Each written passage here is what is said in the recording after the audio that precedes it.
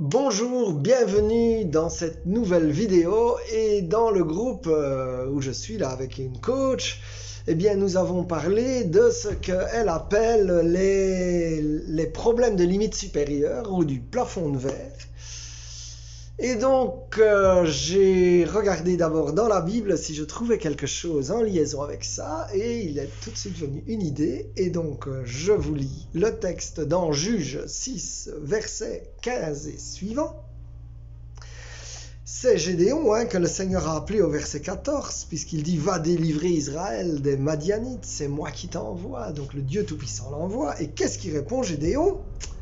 Je t'en prie, Seigneur, comment pourrais-je sauver Israël ? Mon clan est le plus faible de la tribu de Manassé, et moi, je suis le plus petit de ma famille. Et là, je vois deux choses. Il est le plus petit, et sa famille est la plus petite. Et en fait, ça me fait vraiment le lien par rapport justement à ces problèmes de limites supérieures, parce que les limites supérieures, en fait, ce sont des choses qu'on s'impose parce qu'on estime qu'on n'a pas le droit à plus. Alors, il y a des symptômes de ça, évidemment. Je veux dire, parfois, il y a même des symptômes que, voilà, tu as quelque chose de super, tu dis, ça va pas durer parce que de toute façon, j'ai pas droit à ça, c'est trop bon. Et puis, soit il y a un accident ou quelque chose, soit tu le sabotes toi-même. Enfin, il y a toujours quelque chose qui fait que, finalement, quand les choses se passent bien, tu trouves que ça devient inquiétant. Ça, c'est un peu les symptômes. Et donc, avec quelqu'un, vous avez un bon feeling, une bonne entente, vous trouvez un moyen de vous prendre la tête et de casser ça. Et donc ça, c'est un peu les symptômes de ce problème de limite supérieure. Mais alors, les origines, en fait, elles se retrouvent ici dans Gédéon. C'est-à-dire, il y en a deux essentielles, qui est soit sa propre croyance, je ne suis pas à la hauteur, je ne mérite pas le bonheur, je ne suis pas à la hauteur, c'est trop beau pour moi, le Seigneur veut délivrer, c'est quand même un beau projet, c'est trop beau pour lui, et donc il dit je suis le plus petit. Et alors il y a l'autre chose, ma famille est la plus petite, et là ce sont ce qu'on appelle les loyautés familiales, parce que si je réussis, je vais trahir mes origines.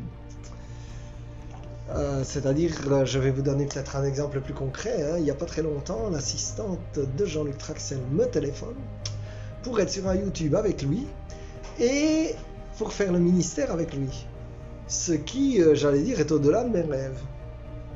Et donc, mon réflexe automatique, c'est non merci. Et donc je me dis, heureusement qu'il n'est pas interdit de retéléphoner, etc. Mais le premier réflexe, c'est non merci, c'est trop bon pour moi, donc ça, je ne le prends pas. Et donc voilà un exemple. Et pourquoi, je veux dire, il y a une espèce aussi de loyauté familiale. Entre parenthèses, je dirais la loyauté familiale, elle peut s'exercer entre parents, enfants et donc dans la lignée, mais aussi entre frères et sœurs. Si les frères et sœurs sont jalouses ou trouvent que te critiquent parce que tu fais trop, parce que tu sors du bocal, en fait, je pourrais donner une autre image qui m'est venue avec ça. En fait, c'est comme si la famille, tu étais dans un bocal, et puis subitement, il se passe quelque chose et tu peux sortir et nager librement dans la mer. Tu nages librement dans la mer, non, tu vas revenir au bocal.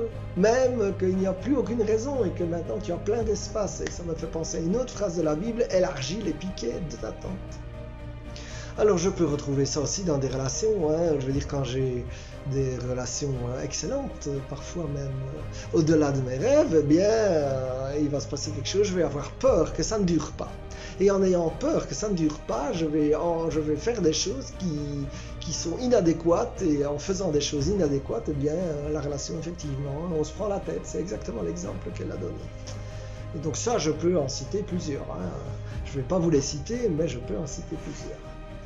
La psychologue comparait ça aussi à l'image d'un thermostat, c'est-à-dire tu as eu l'habitude d'avoir froid avec 12-13 degrés dans ta famille, et puis subitement il en fait 25, alors t'as trop chaud et le cerveau il dit oulala, qu'est-ce qu'il faut, vite je vais me mettre de la glace et me refroidir.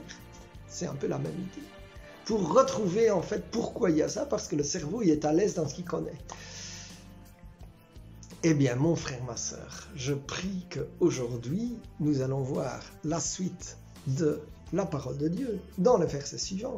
Le Seigneur déclara Je serai avec toi, c'est pourquoi tu battras les Madianites comme s'ils n'étaient qu'un seul homme. Et après, Gédéon demande un signe de confirmation, etc. Ce qui est la fameuse toison, il reçoit le signe. Et donc, le Seigneur te dit que ce plafond de verre qui dit « je ne peux pas aller plus haut que ça », d'ailleurs, je veux dire, même d'un point de vue professionnel, hein, je veux dire, quand on m'a proposé une place de chef, j'ai dit « non merci ». Alors qu'après tout, ça aurait pu être une expérience intéressante. Et donc, Seigneur, je prie vraiment pour mon frère, pour ma sœur, qu'il soit libéré, libre du plafond de verre, et qu'avec Jésus, eh bien, ce plafond, il va éclater, il va disparaître. Je déclare qu'il disparaît de la vie de mon frère, de la vie de ma sœur. Alors, Seigneur, je prie aussi parce que toi, tu as mis ton précieux sang pour que nous soyons libérés. Eh bien, Seigneur, je prie que tu libères mon frère, ma sœur, de relations qui lui font plafond de verre. Il y a par exemple des loyautés familiales que quelqu'un me racontait, qui est que lorsque tous les membres de la famille sont morts à 60 ans, eh bien la personne va mourir à 60 ans. Ça va jusqu'à ce point-là, me disait quelqu'un spécialiste dans la relation d'aide. Et donc, nous ne voulons plus de ça. Nous voulons monter plus haut, comme les aigles. Alors mon frère, ma sœur, je prie que le Seigneur te libère de tout plafond de verre et que tu puisses avancer libre, que les piquets de ta tente sont élargis au nom de Jésus. Et merci Seigneur, qu'avec toi nous ferons des exploits. Alors sois béni mon frère, ma sœur. Amen, amen, amen.